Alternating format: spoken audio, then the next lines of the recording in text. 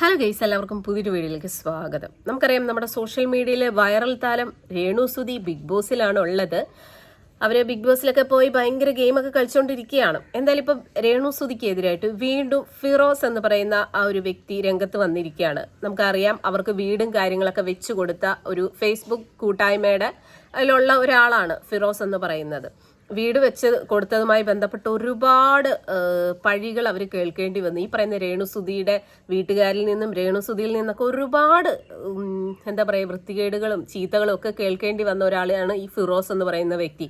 ഫിറോസ് മാത്രമല്ല, സ്ഥലം നൽകിയ ബിഷപ്പ്, ഈ വീട് വെച്ച് കൊടുത്ത് നൽകിയ ഫിറോസ്, അതുപോലെ തന്നെ വീടിനും മതിലിനും ഒക്കെ പണം കൊടുത്ത നമ്മുടെ മറുനാടൻ, അവരൊക്കെ ഇതുപോലുള്ള പരാതികൾ കേട്ടു. അപ്പൊ എന്തായാലും വീണ്ടും ഇപ്പൊ ഫിറോസ് രംഗത്ത് വന്നിരിക്കുകയാണ്. എന്താണ് ഫിറോസിന് പറയാനുള്ളതെന്ന് നമുക്കൊന്ന് കാണാം. നമ്മുടെ പഴയ വിഷയം തന്നെയാണ്. നമ്മുടെ അലമ്പ് കേസില്ലേ, മറ്റേ വീടുണ്ടാക്കിയ കേസ് അങ്ങനെയാണ്.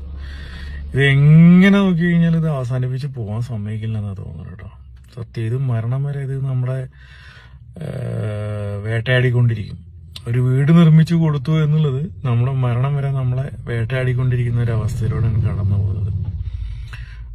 ഈ കുറച്ച് ദിവസം മുമ്പ് ഇതെല്ലാം അവസാനിപ്പിച്ച് എല്ലാം കഴിഞ്ഞതാണ്. ഒരു പുതിയൊരു അവതാരം വന്നിട്ട്, എന്തോ രതീഷ് എന്ന് പറഞ്ഞിട്ട്, മറ്റേ രതീഷ് അല്ല, പ്രജീഷ് എന്ന് വെച്ചാൽ അദ്ദേഹത്തിന്റെ പേര് പോലും എന്താണ്, ഞങ്ങളുടെ നായകന്റെ പേര് പോലും നിനക്ക് അറിയില്ലടാ നാറി എന്ന് പറഞ്ഞ് വിളിച്ചിട്ട് ആരും വരണ്ട. ആരാധകര് ഇദ്ദേഹത്തിന്റെ ആരാധകരുണ്ടെങ്കിൽ ക്ഷമിക്കണം. ഇദ്ദേഹം വലിയൊരു ആൽബം നടനാണെന്നാണ് ഞാൻ അറിഞ്ഞത്. വലിയൊരു സിനിമാ നടനാണ്. ആൽബം മേഖലയിലെ പ്രൈം മിനിസ്റ്ററാണ്. ഈ ചെങ്ങായി ഏതാ അറിയില്ല എനിക്ക് കേട്ടോ. ഇപ്പൊ ഒരു ഇന്നലെ മിഞ്ഞാന്നാട്ടൊരു വീഡിയോ കണ്ടിരുന്നു. ഇയാളങ്ങോട്ട് പറയാ, ബിൽഡേഴ്സ് സമ്മതിച്ചാണല്ലോ ആ വീട്ടില് ചോർച്ച ഉണ്ടായിരുന്നു എന്നുള്ളത്.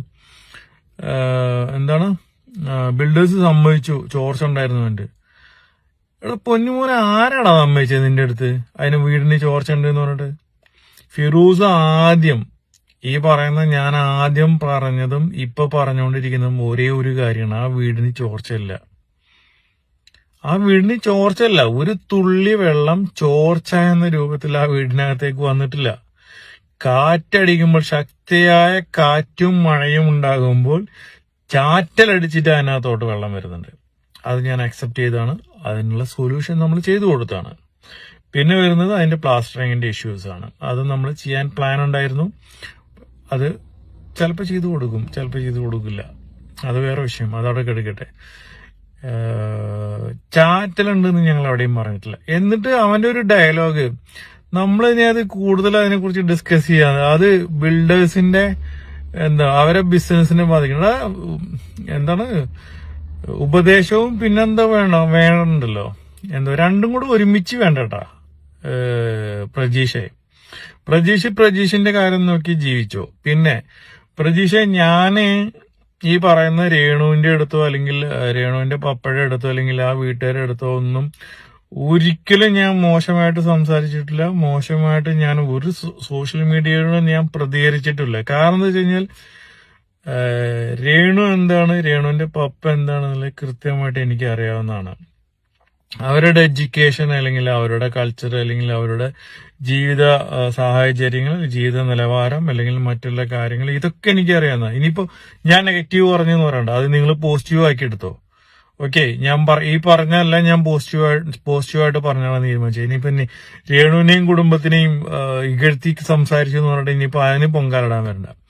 അപ്പൊ ഇതൊക്കെ എനിക്ക് അറിയാവുന്നതുകൊണ്ട്, അവരെന്താണെന്ന് അറിയാവുന്നതുകൊണ്ടാണ് ഞാൻ വളരെ മാന്യമായിട്ട് അവർക്കെതിരെ പ്രതികരിച്ചതും കാര്യങ്ങൾ വിശദമാക്കിയതും വളരെ മനോഹരമായിട്ട് ഞാൻ ആ പ്രശ്നം അവസാനിപ്പിച്ചതും അവിടെ രണ്ടാമത് പോയിട്ട് ഗ്ലാസ് ഇട്ടതും അതിനകത്തു നിന്നെല്ലാം ഒഴിവായി മാറി നിൽക്കുന്നതും മറ്റുള്ള ഒരാള് പ്രതികരിച്ച പോലെ, ഇപ്പോ ഈവൻ ദോ ബിഷപ്പാണെങ്കിലും അതേപോലെ തന്നെ നമ്മുടെ താജാണെങ്കിലും അല്ലെങ്കിൽ മറ്റുള്ള ആരെങ്കിലും പ്രതികരിച്ച പോലെ പ്രതികരിക്കാനോ അല്ലെങ്കിൽ വളരെയധികം എന്താ പറയാ രൗദ്രഭാവത്തിലൊന്നും ഞാൻ വന്നിട്ട് പ്രതികരിച്ചിട്ടില്ല ഇതുവരെ. അപ്പൊ പ്രതീക്ഷ അത് വിചാരിക്കണ്ട. ഫിറോസ് അങ്ങനൊന്നും പ്രതികരിക്കാൻ അറിയാത്ത ആളാണ് എന്ന് രതീഷിന് വല്ല സംശയം ഉണ്ടെങ്കിൽ രതീഷെ അത് വേണ്ട. രതീഷ് തന്നെ വീണ്ടും വിളിക്കുന്നത് നമ്മുടെ ആ കട്ടപ്പനയിലത്തെ ഡയലോഗ് വരും, രതീഷ് എഴുന്നേൽക്കും എന്ന് പറയാം, അത് ഓർമ്മ വരും. പ്രജീഷ് അത് അങ്ങനെ ഒരു തെറ്റിദ്ധാരണയെങ്കിൽ പ്രജീഷ് അത് ഒഴിവാക്കിക്കോ. പ്രജീഷ് എല്ലാവരും കളിക്കുന്ന പോലെ ഇപ്പൊ അതുലിനെയൊക്കെ മൊങ്ങൻ തേങ്ങ മാങ്ങ എന്നൊക്കെ പറഞ്ഞ് കളിക്കുന്നുണ്ട്. അത് നിങ്ങൾ തമ്മിൽ എന്താ തീരുമാനിച്ചു, അത് എന്നെ ബാധിക്കുന്ന വിഷയമല്ല.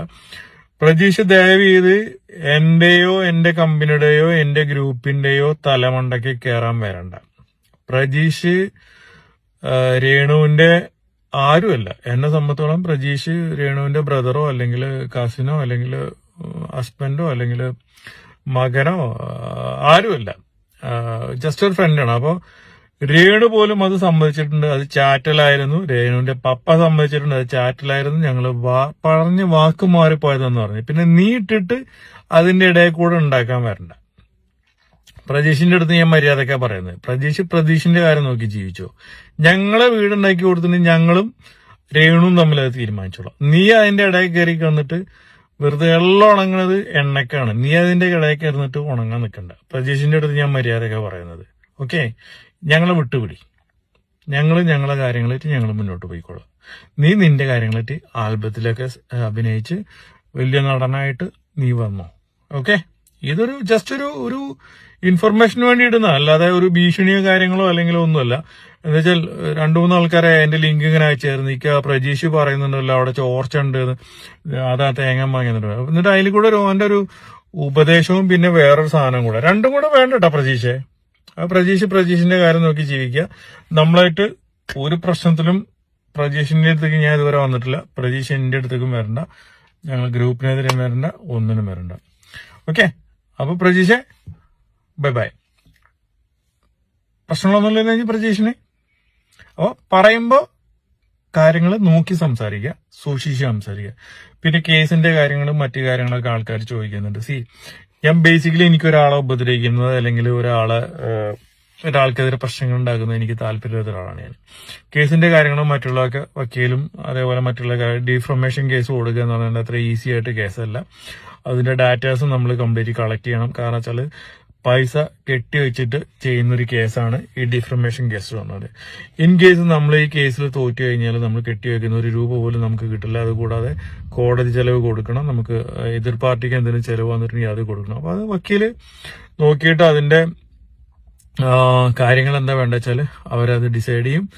അത് പ്രകാരം നമ്മൾ മുന്നോട്ട് പോകും. അത് നടക്കുന്നുണ്ട്. അത് അതിന്റെ രീതിയിൽ നടക്കട്ടെ. ചിലപ്പോൾ കൊടുക്കും, ചിലപ്പോൾ കൊടുക്കില്ല. കൊടുത്തു കഴിഞ്ഞാലും പ്രശ്നമാണ്. എന്തോന്നോട്ടെ, ഇനി അവർക്കെതിരായിട്ട് വിധി വന്നു നിന്നിരിക്കുക.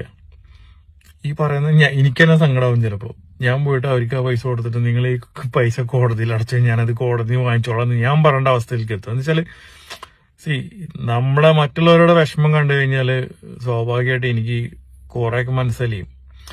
അപ്പൊ അങ്ങനെ ഒരു വിഷയം വരുന്നുണ്ട്. ഇപ്പൊ ഇവർക്കെതിരെ കേസ് കൊടുത്തിട്ട് ആവേശത്തിന് നമ്മൾ കയറി പൊട്ടക്കണ്ടത്തിൽ ഇറങ്ങിയിട്ട് പിന്നെ കയറാൻ ബുദ്ധിമുട്ടി കഴിഞ്ഞാൽ പ്രശ്നമല്ലേ.